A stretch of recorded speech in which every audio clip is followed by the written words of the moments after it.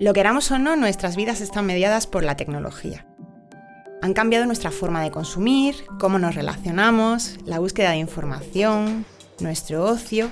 Incluso controlamos nuestros pasos con el móvil o este nos devuelve todo el tiempo sugerencias en función de nuestras búsquedas, nuestras conversaciones, etc. Algunos dirán que nos ha hecho la vida más compleja, otros que más cómoda y segura. En el ámbito de la educación, a menudo se mira a las TIC con cierta suspicacia e incluso escepticismo. Son herramientas impersonales, creen muchos, que pueden llegar a desvirtuar un aula, provocar aislamiento o desmotivar. Sin embargo, las tecnologías ayudan a potenciar las cualidades y habilidades humanas, es decir, fomentan la humanización y personalización de la educación. Pueden, por ejemplo, adaptar el ritmo de aprendizaje a cada estudiante, facilitar el trabajo en equipo, conectar de manera más estrecha a docentes y estudiantes y, por supuesto, preparar a los jóvenes para su futuro. En este episodio nos vamos a centrar en esa relación entre tecnologías y humanización de la educación, en especial la universitaria, proporcionando algunas claves útiles para docentes. Y hablaremos de tecnologías emergentes y disruptivas como la realidad aumentada o la inteligencia artificial generativa, que están ayudando a promover una enseñanza-aprendizaje innovadora y, aunque parezca una contradicción, más humanizada. Nos apoyaremos, como siempre, en la voz de nuestras expertas y expertos que nos comparten sus experiencias. Bienvenidas, bienvenidos a un episodio más de Los Innovables. Los Innovables. Un podcast de la UNIA. Episodio 6. Tecnología con alma y otras claves para humanizar la docencia.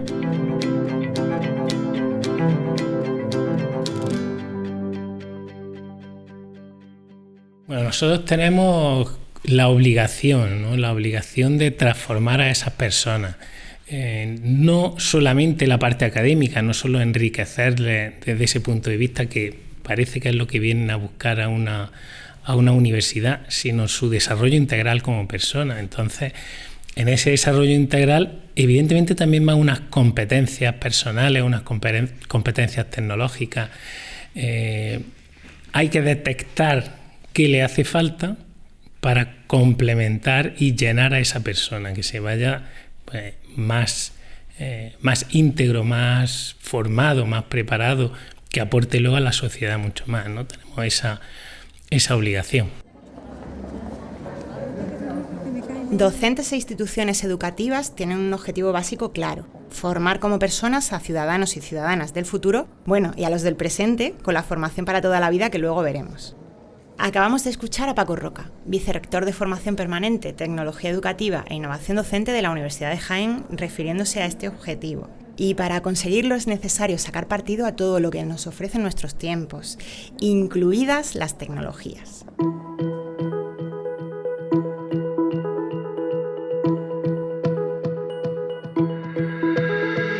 Estas, especialmente las más disruptivas, promueven un cambio de paradigma educativo, una nueva forma de hacer las cosas, una mejora, innovación en definitiva. Siempre, claro, que sepamos apropiárnoslas y las usemos de forma estratégica, con sentido y responsable. En otros episodios hablamos de la pandemia de la COVID-19 y del impacto que tuvo sobre la educación. Es un ejemplo claro de cómo las tecnologías sirvieron para humanizar el aprendizaje, para conectar a profesores y estudiantes cuando se impuso la distancia física. Yo misma me acuerdo, en unas circunstancias de aislamiento en las que las emociones estaban a flor de piel, curiosamente la pantalla me aproximó a mis estudiantes de grado de periodismo de la UMA más que nunca. Quizá porque estábamos todos en la misma situación, en el mismo barco y empatizamos mutuamente.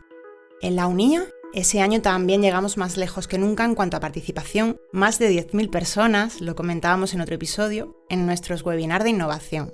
Y es que además de necesidades formativas, había, necesidad de conectar, de aprovechar el tiempo, y la videoconferencia lo hizo posible.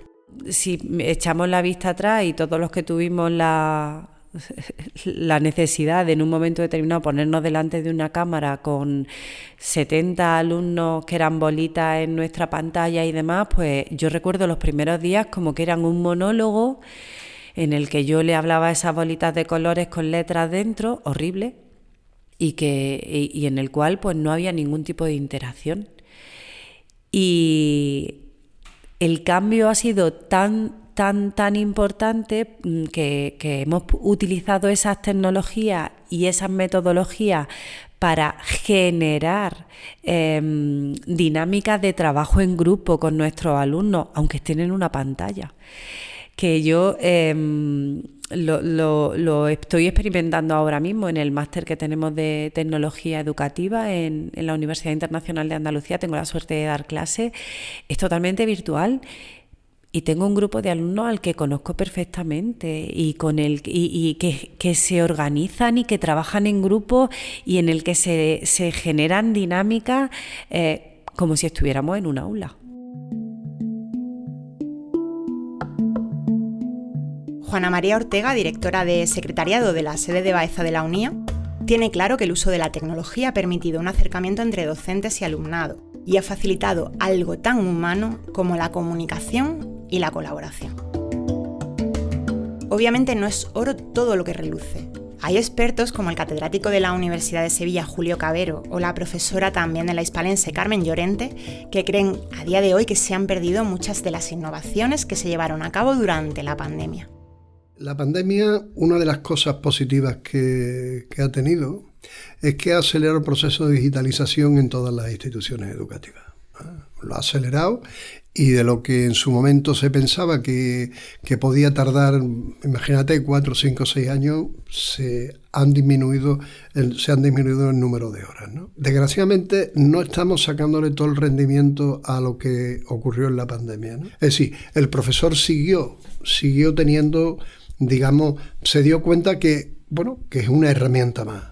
No es la panacea que te va a resolver los problemas educativos, pero que evidentemente sí te puede ayudar y facilitar determinadas cosas, ¿no? O sea que yo creo que se han aprendido cosas, pero desgraciadamente deberíamos aprender mucho más porque se hicieron muy buenas prácticas. Hay cosas que creo que no hemos aprendido o que no hemos querido incorporar, ¿no? O que seguimos prefiriendo la parte presencial. Es decir, creo que hay muchas de las estrategias que utilizábamos que hemos preferido no seguir utilizándolas. Sí es cierto que yo he visto una evolución muy grande en cuanto al uso instrumental de las herramientas.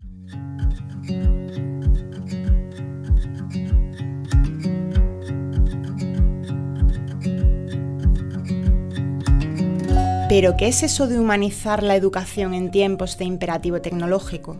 En una conferencia invitada que impartí en la Universidad del País Vasco en 2023 y un capítulo de libro que hice posteriormente, yo misma compartí algunas claves e ideas a partir de mi propia experiencia. Ideas, por ejemplo, sobre cómo se pueden combinar los conceptos de humanización y el poder de las tecnologías para mejorar la experiencia del alumnado y lograr un aprendizaje significativo. Más en unos tiempos en que la inteligencia artificial revaloriza, creo, las funciones docentes menos automatizables. Recordaba que no hay nada más humano que lo diverso y personalizado, y de ahí la importancia de contemplar nuestra labor docente, uso de tecnología incluido, con un enfoque inclusivo y sostenible. Esto es, considerando los principios del DUA que abordaremos en otro episodio de este podcast, y proponía también un catálogo de ideas, comenzando por proveer a nuestro alumnado de información y orientación, integrada a través de guías y otros recursos que mejoren su experiencia de aprendizaje, y terminando por aprovechar el poder de la analítica de los datos. Un poder que se multiplica hoy, ojo, si también sondeamos al alumnado y hacemos una escucha activa de su sentir como grupo y de sus percepciones personales. Humanizar e innovar para mejorar la experiencia del usuario, del estudiante, es extensible también a otros ámbitos dentro de la universidad, porque esta es mucho más que clases, prácticas y exámenes. Hay servicios de orientación laboral, atención psicológica, deportes, actividades culturales. Sin embargo, parte de esta oferta pasa desapercibida para los propios estudiantes. En mi visita a Murcia, el profesor Víctor González se quejaba precisamente de eso. Las universidades en general tienen muchos servicios que el propio alumnado desconoce, porque todas tienen un servicio de orientación al empleo que ofrece muchas veces prácticas extracurriculares, tienen servicios de atención psicológica que considero hoy en día imprescindible. Sin embargo, el alumnado desconoce todos esos servicios que le puede ofrecer la universidad y no los utiliza. Creo que a lo largo de estas últimas décadas el alumnado universitario se centra únicamente en venir a clase, hacer lo que tiene que hacer y se va. Hay recursos, hay servicios y creo que lo imprescindible es ofrecérselos, enseñarles lo que le puede ofrecer esos servicios para que lo utilicen, para que vivan la vida universitaria en su completo sentido, ¿no? De que siempre se haya dicho, la vida universitaria, el universitario es bohemio. No, hay recursos, utilízalos. Las redes sociales, los portales de cada universidad, son canales de comunicación que deberían servir para expandir el conocimiento sobre esos servicios. Tal vez el problema no sea la comunicación únicamente, y quizás la falta de iniciativa del alumnado también influye. En cualquier caso, tecnologías como la inteligencia artificial también pueden ayudar a las universidades en la gestión de estos servicios, lo comentábamos ya en el capítulo dedicado a la IA, y les posibilitan, al tiempo, llegar más allá con el apoyo y atención al alumnado, haciéndolo más ubicuo y personalizado. En la entrevista que realizamos en Granada a Óscar Cordón, catedrático y experto en inteligencia artificial, nos habló de proyectos que ya están en marcha a nivel internacional y que mezclan la idea de tutorización personalizada y chatbots. El nombre de la universidad es bastante curioso, ¿no? Sacred Heart University Welch College of Business and Technology, otra universidad americana, esa me la tenía apuntada, no te creas que me sé esto de memoria. Esa es para estudios de marketing, entonces habilidades de comunicación en marketing, y te combinan el tutor inteligente como agente conversacional, como un GPT, con un entorno virtual, de realidad virtual. Entonces estás haciendo una presentación como si fueras un director de marketing que le estás presentando a una empresa tu plan de marketing para venderles un producto. Y es una forma muy realista de aprender unas competencias que son claves para ellos. Es curioso que, pese a avances de este tipo, el uso de las tecnologías en educación se siga poniendo en tela de juicio. Hay incluso quien cree que la escuela debe volver a la pizarra y a la libreta, aludiendo que los hijos de los magnates de la tecnología estudian sin pantallas. Pero la experiencia dice que el uso de tecnologías en el aula ayuda a que el alumnado integre los contenidos y a la vez se sienta motivado, y no solo en la universidad, sino también en el resto de niveles educativos desde primaria. El profesor Antonio Palacios, recién llegado a la Universidad de Málaga procedente de Sevilla, me explica algunos ejemplos prácticos de incorporación de tecnología en el aula y su impacto en el aprendizaje de los estudiantes. Ejemplos, millones de ejemplos, porque afortunadamente Andalucía es un territorio, es una comunidad muy innovadora. Hacemos mucho con muy poco. Nada más tenemos que ir a cualquier congreso donde participen centros de educación infantil, primaria, secundaria, y vamos a ver pues distintas integraciones, desde un profe que para explicar lo que es la geografía monta con un croma un plato de televisión improvisado. Un croma no hace falta un croma, es una tela de un color determinado, incluso con una tablet lo podemos hacer. Y hace pues que sus alumnos, sus alumnas den el parte del tiempo. No solo están aprendiendo geografía, porque ya lo de las comunidades autónomas, que me acuerdo cuando nos teníamos que poner con la ficha, los ríos, me viene ya la imagen, la foto del niño con detrás el mapa de España, porque era como muy importante la geografía, saberse el tinto, el odiel, Bueno, pues si comprendemos la meteorología, ¿por qué en el norte hace mucho frío? Porque ahora en el sur hay temperaturas tan extremas, porque estamos en sequía, a lo mejor es que lleva sin llover un montón de tiempo. Y con ese ejercicio que se acerca además a su realidad próxima, pues estamos desarrollando un montón de competencias. Esta aplicación de las tecnologías en el aula promueve la creatividad. Provoca además que el alumnado tome una actitud proactiva y establezca su propio itinerario de aprendizaje. Siempre claro que se utilice el binomio tecnologías y metodologías activas. Juana María Ortega explica por qué combinar enfoques diversos es positivo para humanizar la educación. Se ha pasado de la lección magistral, del alumno pasivo, a metodologías que buscan su participación activa, como el Design Thinking for Education o el aprendizaje servicio, que incluso tiene una connotación social. Es que hay tantas metodologías que al final de lo que tenemos que hacer es que la persona se vea activa en su aprendizaje, no es ni más ni menos. Y esa premisa no es una premisa nueva, no es algo que se ha inventado ahora, es una premisa que yo creo que lleva desde que una madre empieza a educar a su pequeño en casa, o sea que no es simplemente que el alumno se vea activo, que busque ese aprendizaje, que sea capaz de desarrollar sus propias estrategias. Estas metodologías no son eficaces, a mí me da un poco de coraje cuando la gente dice, es que motivan mucho. Bueno, a lo mejor les motiva más otro tipo de cosas, pero no es eso, no es la base. Que tienen un componente motivador, lúdico, vale, pero lo importante es que se desarrollan otro tipo de estrategias, que haces que salgan de esa zona de confort, que de alguna manera desarrolla el autoaprendizaje, que haces que sean guías o que lideren en un determinado grupo, que cada uno de ellos tenga un rol y que lidere una determinada cosa. Y los propios alumnos comienzan a demandar estas innovaciones.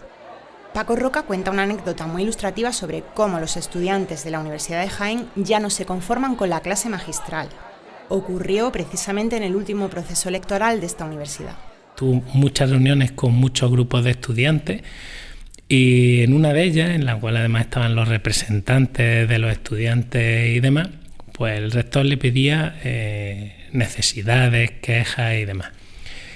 Y una de las quejas más habituales y que más me llamó a mí la atención de primera era que se quejaron y le echaban un poco en cara, entre comillas, al candidato a rector, se quejaban de que los alumnos no iban a clase. Claro, cuando oye eso, te quedas diciendo, perdona, pero si vosotros sois los alumnos, ¿cómo te estás quejando de que los alumnos no vienen a clase? Será problema tuyo, ¿no?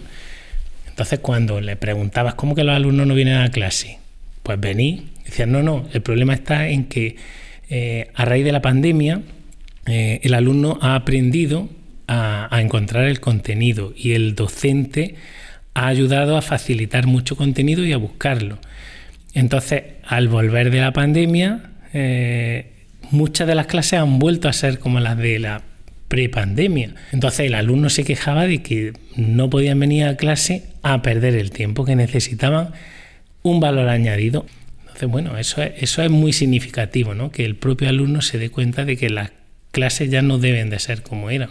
Ahora nos tenemos que dar cuenta también los docentes. En este punto hay que remarcar una idea que ya hemos tratado en otros episodios, pero que merece la pena recordar.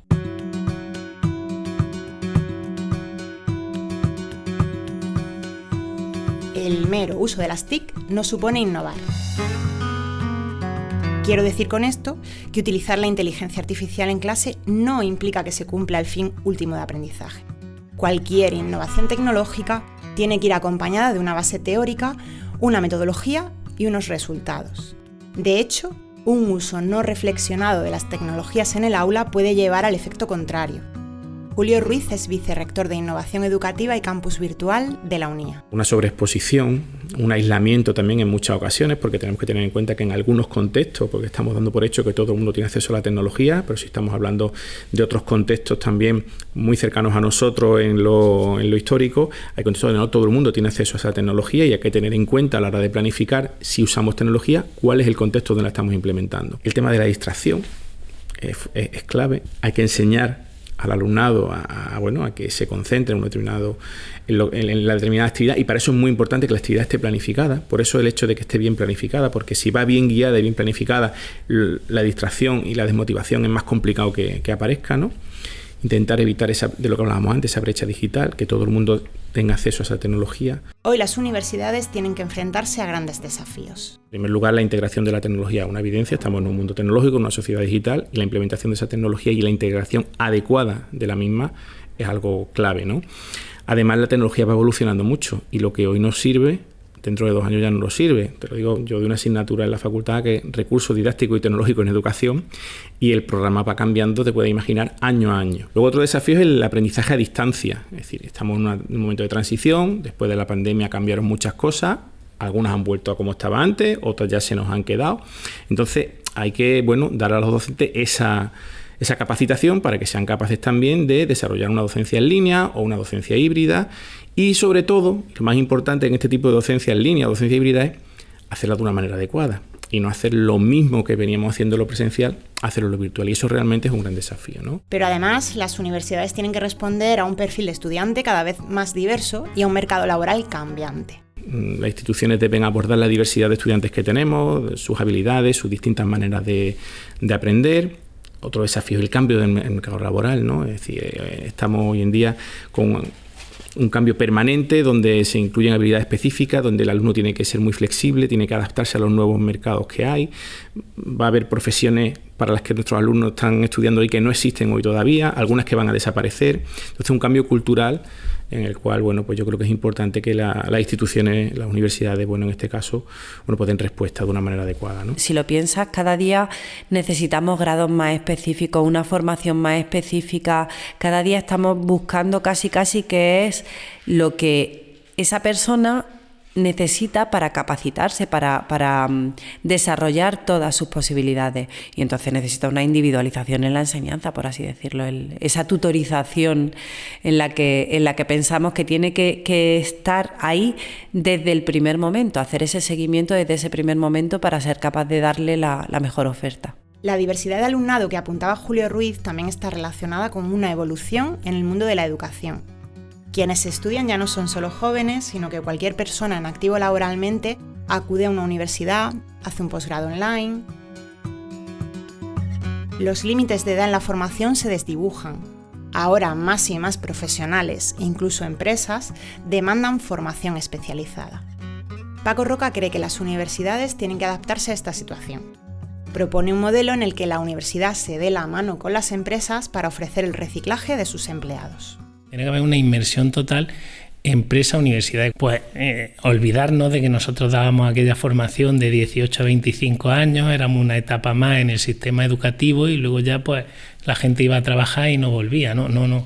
La universidad ya tiene que estar formando a lo largo de toda la vida. No es que la gente se tenga que estar toda la vida formando, pero sí que en cualquier momento necesita un reciclaje, pueda venir a la universidad y la universidad darle lo que necesita y lo que necesita normalmente va a estar en conexión con esa empresa en la que trabaja e incluso a la propia empresa enseñarle, como docentes que somos, a transmitir el conocimiento, ¿no?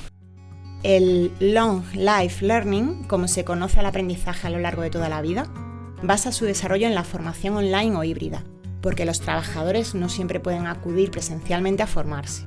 También cambia la duración de la enseñanza. Ya no es necesario estudiar una gran cantidad de horas. Igual que miramos cómo restaurar un mueble o cómo editar una fotografía con un tutorial de YouTube, un profesional puede mejorar su formación con las llamadas microcredenciales. La misma CRUE ha creado una comisión para analizar las microcredenciales, ¿no? En realidad, la cuestión es pensar hasta dónde queremos llegar con las microcredenciales. Hay programas de doctorado ya en universidades extranjeras donde el estudiante puede hacer una serie de cursos, pero esos cursos puede hacerlos fuera de la institución y recibir un certificado, una microcredencial, y entonces con eso ir formando su currículum. Hombre, aquí como todo, hay mucha gente que sigue pensando que son los que yo denomino siempre como románticos pedagógicos, ¿no? Y entonces creen que cada vez que viene una nueva tecnología, ¡pum!, todo se va a cambiar. Y después al final pasa menos de lo que se cree, ¿no? Aquí hay gente que cree que se puede construir un currículum, vamos a llamarlo, para sacar una carrera solo con microcredenciales. Yo eso lo veo hoy por hoy muy complicado. Porque además también para eso tú tienes que tener relación con otro tipo de tecnología, certificaciones que no sean, digamos, que puedan ser perfectamente acreditadas, y eso requiere. Sí, yo creo que se va a trabajar bastante en lo que van a ser en microcontenidos. Y eso sí creo que va a ser un espacio de aprendizaje. Sí, gente que necesita formarse rápidamente en un microcontenido, y para eso las microcredenciales le pueden ser de utilidad.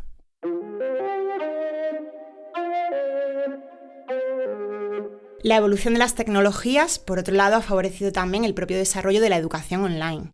aunque al tiempo hace que ésta tenga que estar en constante actualización y por tanto obliga también a los docentes a formarse permanentemente.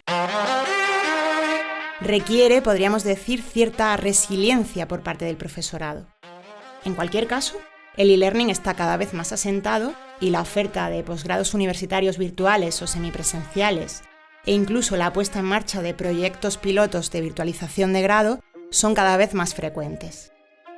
Quedan aún aspectos por mejorar, como las altas tasas de abandono, si bien los avances de la analítica de datos y la inteligencia artificial, ya lo decíamos, están contribuyendo también a luchar contra estos caballos de batalla.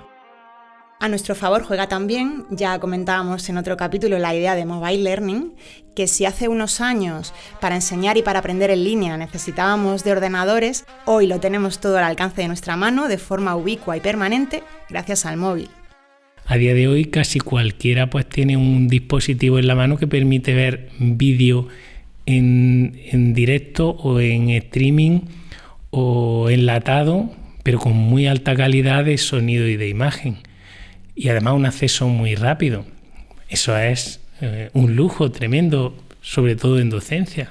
Tú tienes acceso a muchísimo contenido en formato vídeo. Entonces, lo que tenemos es que aprender a generar ese contenido bien y además, por ejemplo, hacerlo interactivo, ¿no? La plataforma esa que estamos nosotros utilizando, que es Puzzle en concreto, pues son vídeos interactivos donde el alumno pues va a tener que responder a una cuestión para poder seguir viendo un vídeo, no lo va a poder adelantar, puede tener enlaces si duda de algo, luego el profesor puede ver pues en el vídeo pequeño que le ha puesto, pues si del minuto 2 al 4 lo han tenido que ver muchos alumnos o un mismo alumno lo ha visto 4 veces para responder a la pregunta, por tanto debo de mejorar o la pregunta o cómo explico ese trocito de vídeo.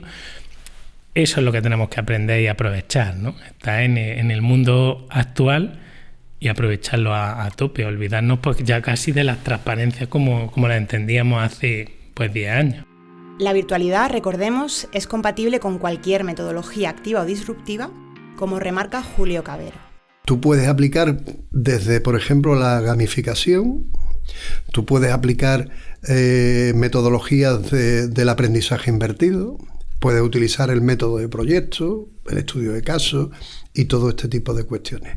Lo que hay que procurar es que las sesiones no se conviertan en sesiones puramente, vamos a llamarlas, transmisivas, donde tú lo que haces es que, estás hablando durante 1 hora y pico, ¿no? Tú tienes que buscar fragmentos, puedes formar grupos entre los diferentes estudiantes porque te lo permiten todas las plataformas, puedes ponerle una actividad, tú puedes ir pegando el salto por las diferentes aulas que tú has ido creando y a partir de ahí crear otra dinámica completamente diferente.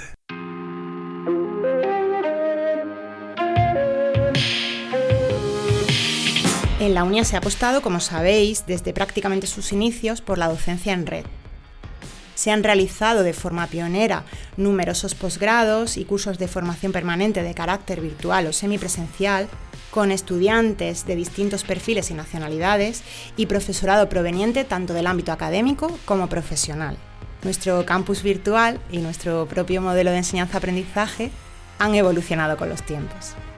Actualmente se sigue el modelo ELIA, que pone al alumnado en el centro de su aprendizaje, no solo por el empleo de métodos activos de enseñanza-aprendizaje, sino porque se apuesta por una tutorización y un seguimiento más personalizado de este, dedicando a ello determinados perfiles. Este modelo lo que pretendemos es potenciar los programas de posgrado, son docencia 100% virtual o en algunos casos híbrida y combinando factores como la formación síncrona y la formación asíncrona. Apostamos también pues por un aprendizaje deductivo que creemos que es mucho más eficiente, a través del cual el proceso de indagación activa y de resolución de problemas puede incorporar además las tecnologías inteligentes y permite flexibilizar los procesos de aprendizaje del alumnado. Creemos que en ese sentido esto puede dar respuesta a las demandas del alumnado, ¿no? Y sobre todo dar una formación ya no solo de calidad sino también actual y que dé respuesta a la sociedad en la que nos encontramos. No es admisible hoy en día que el alumno entre en un entorno virtual igual que en un entorno presencial y parezca que retroceda 2 siglos, ¿no? Cuando sale por la puerta de la calle o sale por la puerta del aula virtual, ¿no? Una tutorización cercana y con otra persona al lado lista para ayudar al estudiante en todo momento. Los chatbots que comentaba antes Óscar Cordón pueden ser útiles para fechas, eventos o funcionamiento de una universidad. Pero el factor humano, insistimos, es imprescindible, ya sea educación presencial, ya sea online, ya sea híbrida. Yo creo que en ese sentido, con una de las apuestas que está haciendo la Internacional de Andalucía para este modelo de enseñanza en línea, ¿no?, es el aprendizaje personalizado. Es decir, que haya alguien detrás que esté automáticamente dando respuesta a las demandas del alumnado, que esté realizándole un seguimiento personalizado, que esté respondiendo a las demandas que tenga ese alumno y dándole soluciones a los problemas o cuestiones que le puedan ir surgiendo, ¿no? Eso es clave. Eso es clave. No podemos cualquier formación de este tipo dejarla en manos de, pues del campus virtual únicamente, y que el alumno entre y mande su tarea, se descargue su clase o vea su píldora formativa y no haya ninguna relación más. Eso, digamos, que hace que se pierda ese contacto y yo creo que toda esa relación personal, que es la que va a favorecer y va a humanizar esos procesos. Hago una parada en el camino, porque hasta ahora venimos hablando de cómo metodología y personalización del aprendizaje se entrelazan con las tecnologías emergentes. Y al inicio del capítulo usábamos también la idea de tecnologías disruptivas para hablar de su poder innovador. Así que vamos a aclarar estos términos. ¿Qué son pues las tecnologías emergentes en educación? ¿Es lo mismo emergente que disruptiva? Os aclaro.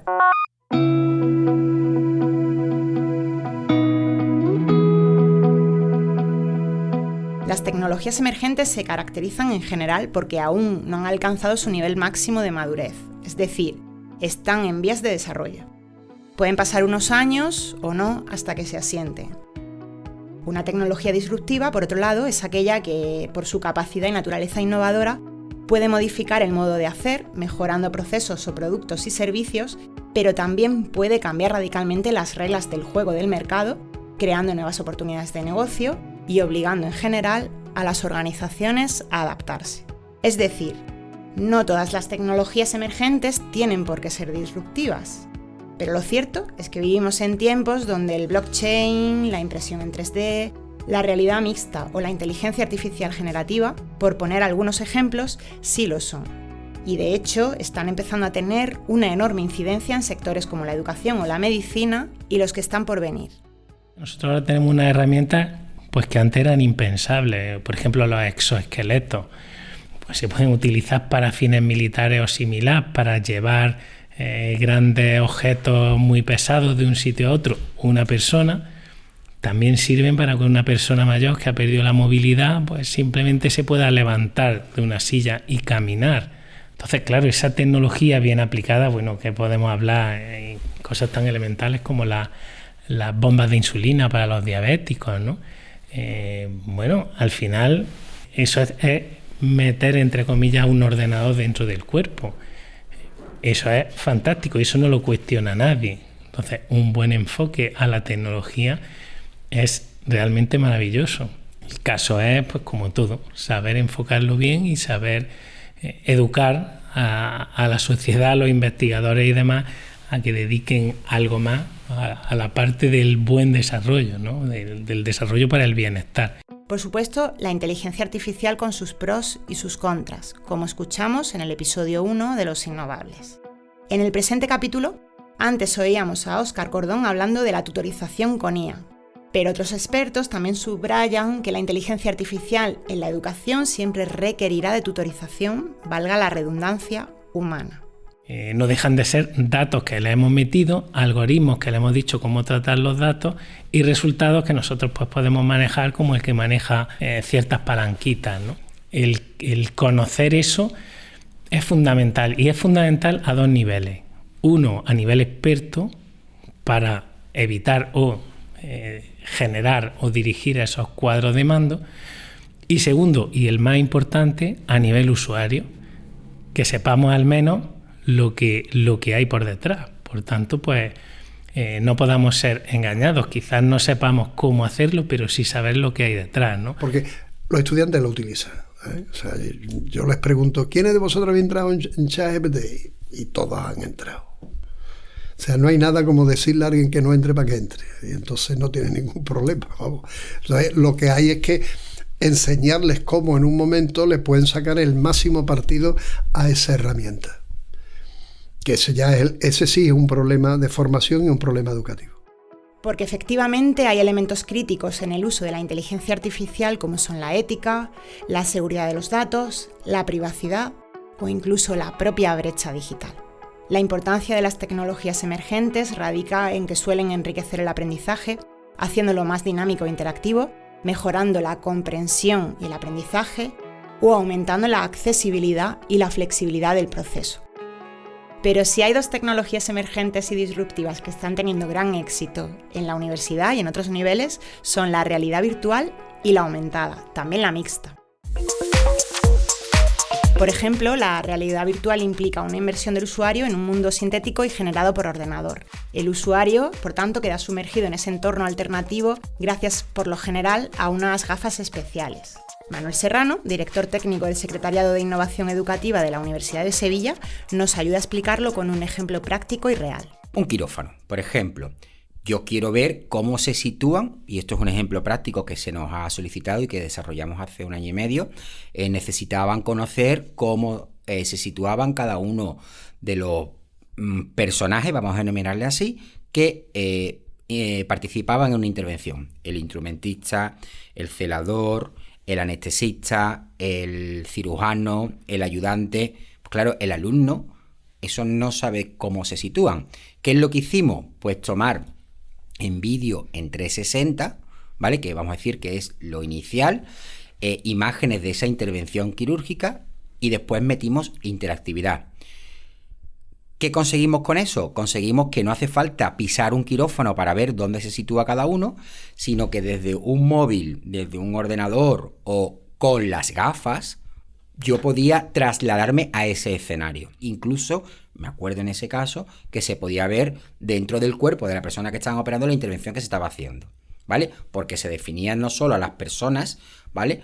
Sino que también los distintos elementos electrónicos que estaban dentro del quirófano. ¿Y qué diferencia la realidad virtual de la realidad aumentada? Muchas veces nos presentan la realidad aumentada con unas gafas y eso no es realidad aumentada, ¿vale? Eso es realidad virtual. Que después podemos hablar de extendida, que a través de esas gafas podemos tocar algo, sí, pero sería ya un nivel posterior. Tampoco es 3D, porque muchas veces cuando vamos a trabajar en un escenario, una inmersión de un escenario, aquí viene el que va a grabar en 3D. No. Nosotros venimos a recoger recursos para trabajar en realidad virtual cuando son escenarios. La realidad aumentada lo que nos permite es que a partir de una imagen o de un objeto que se denomina marcador, yo pueda apuntarla con mi móvil y aparezca información complementaria. Y nos pone algún ejemplo en la esfera de la educación. Por ejemplo, yo puedo tener un dibujo de una célula, puedo tener un dibujo de un corazón, y yo puedo apuntar a ese corazón o a esa célula y decirme, oye, pues mira, pues esto es la membrana celular, esto es la mitocondria, esto se reproduce así, el corazón tiene esta entrada y tiene esta salida. Eso sería lo básico con una imagen, pero yo también puedo coger, por ejemplo, un cubo de Rubik, ¿vale? No como imagen, sino como cubo de Rubik y marcar ese cubo de Rubik, teniéndolo como marcador y teniendo todo programado, y a partir de ahí pues que me dé información de cuántas caras tiene, de cuántos cuadraditos tiene, los colores, etcétera, etcétera, etcétera. Por otro lado, la realidad extendida o mixta es una combinación entre realidad virtual y realidad aumentada. ¿Qué puedo hacer con eso? Yo me puedo, volviendo al caso del quirófano, yo puedo ir al quirófano, yo puedo estar en quirófano, pero además puedo manipular mediante la realidad aumentada y con unos mandos especiales, que ahí ya sí me hacen falta las gafas con unos mandos, puedo coger instrumental de ese quirófano. O puedo interactuar con el flujo de oxígeno que me da el aparato del anestesista. Precisamente la aplicación de la realidad virtual, aumentada y mixta, e incluso la robótica, en el mundo de la medicina están provocando un gran impacto en educación. Su aplicación se extiende además a ciencias sociales, neurociencia o psicología. Según algunas investigaciones citadas en un artículo en el que participan Julio Cabero y Carmen Llorente, estas aumentan la motivación del alumnado y promueven la innovación educativa. Como vemos, las tecnologías emergentes mejoran la eficacia y la productividad en diversos campos, entre ellos la educación. Pero también requieren una importante inversión de recursos que no siempre es viable, y más para algunas instituciones académicas, como veremos en el capítulo dedicado a ello. Además, el progreso acelerado puede llevar a una obsolescencia temprana e incluso a veces el desarrollo tecnológico es más rápido que el conocimiento, que también puede quedarse atrás. Es decir, las expectativas pueden llevar a sobredimensionar determinadas tecnologías y por eso hay que dejar que llegue la meseta para saber si serán duraderas o morirán en el camino. Me quedo con una reflexión de Julio Cavero. La mejor tecnología en educación no es la más moderna y última, sino la que de verdad resuelve un problema en el aula. Pero yo creo que frente a los apocalípticos y integrados, los que están radicalmente en contra y radicalmente a favor, yo creo que hay que buscar un tercer grupo, que son los críticos, ¿eh? Es decir, aquellas personas que pensamos que las tecnologías son un buen elemento curricular, pero en primer lugar que no todo tiene que estar con tecnología, ¿eh? Es lo que llamamos efecto martillo. Tú le das a un niño un martillo, entenderá que todo lo que hay en el mundo es para ser golpeado por un martillo, ¿no? Bueno, pues aquí pasa lo mismo. Tú pones una plataforma y venga, todo tiene que ser la plataforma. No. La mejor tecnología es la que resuelve un problema de comunicación a un estudiante, al profesor. Y muchas veces una simple fotocopia puede ser más útil que toda la parafernalia, por ejemplo, de la realidad virtual, la realidad mixta y demás. No está en la tecnología el poder que pueda tener eso. Está más que nada en la metodología que el profesor es capaz de hacer.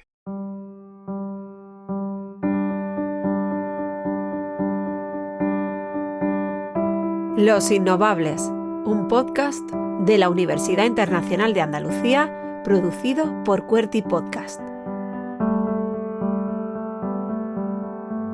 Coordinación UNIA, entrevistas y narración, María Sánchez. Guión y edición, Carmen Márquez. Producción y grabación, Andrés Segura. Producción ejecutiva, Óscar Gómez. Música, Epidemic Sound. Todos los episodios y más información sobre Los Innovables en la web unia.es. Además, puedes suscribirte a este podcast en tu plataforma de audio favorita.